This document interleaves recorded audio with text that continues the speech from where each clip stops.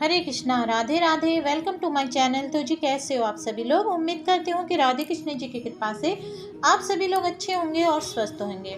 तो जी आज की वीडियो में हम जानेंगे श्रीमद् भगवत गीता के दूसरे अध्याय का महात्म्य।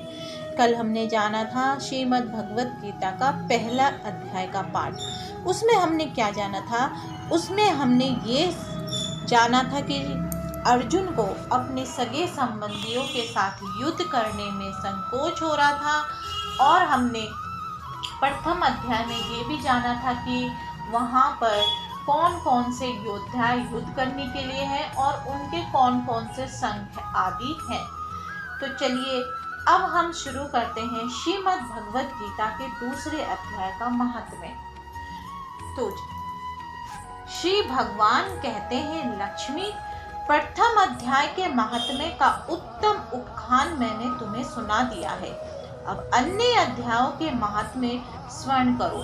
दक्षिण दिशा में वेद वेता ब्राह्मणों के पुरंदरपुर नामक नगर में श्रीमान देव शर्मा नामक एक विद्वान ब्राह्मण रहते थे।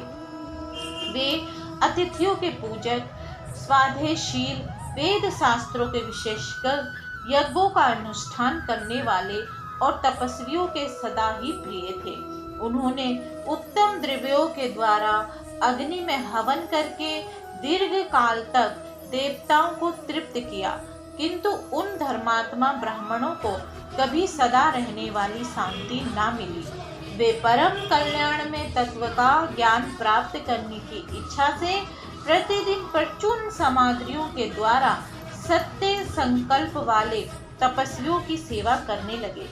इस प्रकार शुभ आचरण करते हुए उन्हें बहुत समय बीत गया। तदंतर एक दिन पृथ्वी पर उनके समक्ष एक त्यागी महात्मा प्रकट हुए।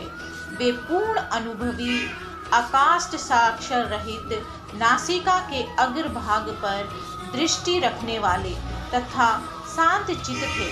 निरंतर परमात्मा के चिंतन में संलग्न हो वे सदा ही आनंद विभोर रहते थे। देव शर्मा ने उन नित्य संतुष्ट तपस्वी को शुद्ध भाव से प्रणाम किया और पूछा, महात्मन, मुझे शांति में स्थिति कैसे प्राप्त होगी?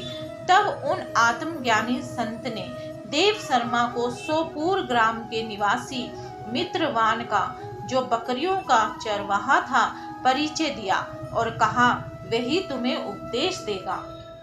ये सुनकर देव शर्मा ने महात्मा के चरणों की वंदना की और समृद्धिशाली सोपुर ग्राम में पहुंचकर उसके उत्तर भाग में एक विशाल वन देखा। उसी वन में नदी के किनारे एक शिला पर मित्रवान बैठा था। उसके नेत्र आनंद तिरकस से निश्चल हो रहे थे।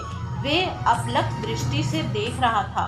वे स्थान आपस का स्वाभाविक वैर छोड़कर एकत्रित हुए परस्पर विरोधी जंतुओं से घिरा था। वहां उद्यान में मंद मंद वायु चल रही थी और मृगों के झुंड शांत भाव से बैठे थे और मित्रवान दया से भरी हुई आनंदमयी मनोहारिणी दृष्टि से पृथ्वी पर मानो अमृत छिड़क रहा था। इसी रूप में उसे देखकर देव शर्मा का मन प्रसन्न हो गया।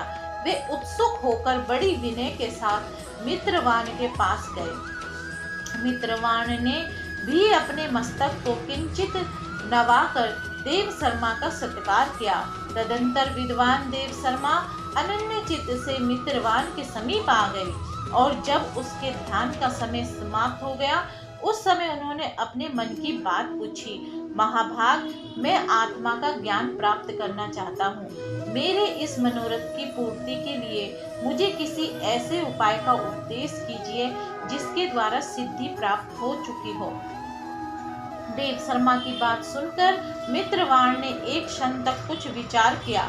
उसके बाद इस प्रकार कहा, विद्वन, एक समय की बात है, मैं वन के भीतर बकरियों की रक्षा कर रहा था। इतने में ही एक भयंकर व्याघ्र पर मेरी दृष्टि पड़ी, जो मानो सबको ग्रस लेना चाहता था। मैं मृत्यु से डरता था, इसलिए व्याघ्र को आते देख बकरियों के झुंड को आगे करके वहां से भाग चला, किंतु एक बकरी तुरंत ही सारा भय छोड़कर नदी के किनारे उस बाघ के पास बेरोक टोक चली गई। फिर तो व्याघ्र भी द्वेष छोड़कर चुपचाप खड़ा हो गया। उसे इस अवस्था में देखकर बकरी बोली, व्याघ्र, तुम्हें भी तो अभिष्ट भोजन प्राप्त हुआ है। मेरे शरीर से मांस निकालकर प्रेम पूर्वक खाओ ना। तुम इतनी देर से खड़े क्यों हो? तुम्हारे मन में मुझे खाने का विचार क्यों नहीं हो रहा? व्याघ्र बोला, बकरी, इस स्थान पर आते ही मेरे मन से द्वेष का भाव निकल गया, भूख प्यास भी मिट गई, इसलिए पास आने पर भी अब मैं तुझे खाना नहीं चाहता। व्याघ्र की यूं कहने पर बकरी बोली, ना जाने मैं कैसे निर्भय को हो गई हूँ, इसमें क्या कारण हो सकता है? यदि तुम जानते हो तो बताओ। ये सुनकर व्याघ्र ने कहा, मैं भी नहीं जानता, चलो सामने खड़े हुए इन महापुरुषों से पूछे। ऐसा निश्चय करके वे दोनों वहां से चल दिए। उन दोनों के स्वभाव में एक विचित्र परिवर्तन देखकर मैं बहुत विस्मय में पड़ा था। इतने में ही उन्होंने मुझसे ही आकर प्रश्न किया। वहां वृक्ष की शाखा पर एक वानर राज था। उन दोनों के साथ मैंने भी वानर राज से पूछा। विप्रवर, मेरे पूछने पर वानर राज ने आदर पूर्वक कहा, अजापाल, सुनो, इस विषय में मैं तुम्हें प्राचीन वृत्तांत सुनाता हूँ। ये सामने वन के भीतर जो बहुत बड़ा मंदिर है, उसकी ओर देखो। इसमें ब्रह्मा जी का स्थापित किया हुआ एक शिवलिंग है। पूर्व काल में यहाँ सुकर्मा नाम एक बुद्धिमान महात्मा रहते थे, जो तपस्या में संलग्न होकर इस मंदिर में उपासना करते थे। वे वन में से फूलों का संग्रह कर लाते थे और नदी के जल से पूज्यनीय भगवान शंकर को स्नान कराकर उन्हीं से उनकी पूजा किया करते थे। इस प्रकार आराधना का कार्य करते हुए सुकर्मा यहाँ निवास करते थे। बहुत समय की बाद उनके समीप किसी अतिथि का आगमन हुआ। सुकर्मा ने भोजन के लिए फल लाकर अतिथि को अर्पण किया और कहा, विद्वर, मैं केवल तत्व ज्ञान की इच्छा से भगवान शंकर की आराधना करता हूँ। आज इस आराधना का फल परिपक्व होकर मुझे मिल गया, क्योंकि इस समय आप जैसे महापुरुष ने मुझ पर अनुग्रह किया है।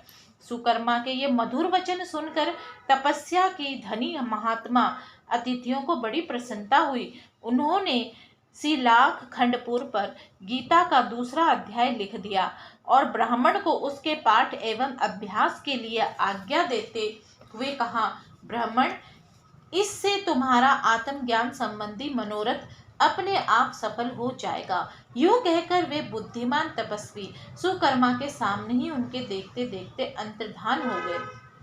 सुकर्मा विस्मित होकर उनके आदेश के अनुसार निरंतर गीता के द्वितीय अध्याय का वास करने लगे। तदंतर दीर्घ काल के पश्चात अनंतःकरण शुद्ध होकर उन्हें आत्मज्ञान की प्राप्ति हुई। फिर वे जहाँ जहाँ गए वहाँ का तपोवन शांत हो गया। उनमें शीत, उष्ण और राग द्वेष आदि की बाधाएं दूर हो गई। इतना ही नहीं, उन स्थानों में भूख प्यास का कष्ट भी जाता रहा तथा भय का सर्वथा अभाव हो गया। ये सब द्वितीय अध्याय का जप करने वाले सुकर्मा ब्राह्मण की तपस्या का ही प्रभाव समझो। मित्रवान कहता है, वानर राज के यूं कहने पर मैं प्रसन्नता पूर्वक बकरी और बाघ के साथ उस मंदिर की ओर गया। वहां जाकर शिलाखंड पर लिखे हुए गीता के द्वितीय अध्याय को मैंने देखा और पढ़ा। उसी की आवृत्ति कौन से मैंने तपस्या का पार पा लिया है। अतः भद्र पुरुष, तुम भी सदा द्वितीय अध्याय की ही आवृत्ति किया करो। ऐसा करने पे मुक्ति तुमसे दूर नहीं रहेगी। श्री भगवान कहते हैं, प्रिय मित्रवान के इस प्रकार आदेश देने पर देव शर्मा ने उसका पूजन किया और उसे प्रणाम करके पुरंदरपुर की राह ली। वहां किसी देवालय में पूर्वोक्त आत्मज्ञानी महात्मा को पाकर उन्होंने ये सारा वृत्तांत निवेदन किया और सबसे पहले उन्हीं से द्वितीय अध्याय को पढ़ा।